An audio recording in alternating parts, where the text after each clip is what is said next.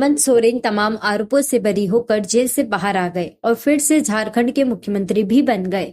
लेकिन अरविंद केजरीवाल अभी भी दिल्ली के मुख्यमंत्री बने हुए हैं, लेकिन फिर भी जेल से छूट नहीं पा रहे हैं। आप पार्टी के लोग अब सवाल उठा रहे हैं कि हेमंत सोरेन पर ऐसा क्या प्यार आ रहा है जो केजरीवाल पर नहीं आ पा रहा। उनका कहना है कि अदालतें भी अब सरकार के इशारे पर चल रही है और वे केवल आप पार्टी के साथ अन्याय करने पर तुली हुई है। हालांकि इसके ना तो कोई सबूत है और ना ही कोई मजबूत तथ्य या तर्क।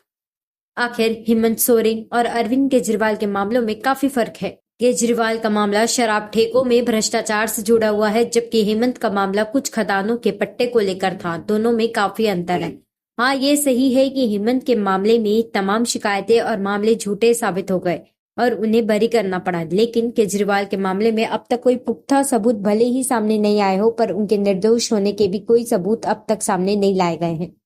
पहले कहा जाता रहा कि यह सब केवल केजरीवाल को लोकसभा चुनाव के प्रचार से दूर रखने के लिए किया जा रहा है, लेकिन अब तो लोकसभा चुनाव भी पूर्ण हो चुके हैं, चुनाव परिणाम भी आ चुके हैं, देश में नई सरकार भी बन चुकी है। कम से कम अब तो केजरीवाल को जेल के अंदर रखने का कोई कारण नजर नहीं आता। फिर भी आप पार्टी वाले केजरीवाल के साथ अन्याय की बात लगातार उठा रहे हैं। यह भी कह रहे हैं कि सरकार के इशारे पर उनके खिलाफ यह सब हो रहा है। कम से कम अदालतों पर तो इस तरह के सीधे आरोप लगाना ठीक नहीं कहा जा सकता।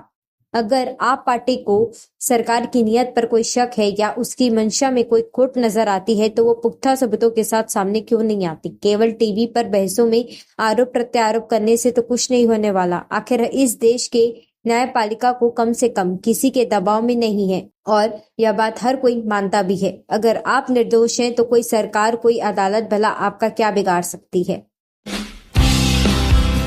न्यू वीडियोस की अपडेट पाने के लिए सब्सक्राइब करें समय दर्शन न्यूज को और बेल आइकन को दबाएं। आप देख रहे हैं समय दर्शन न्यूज चैनल।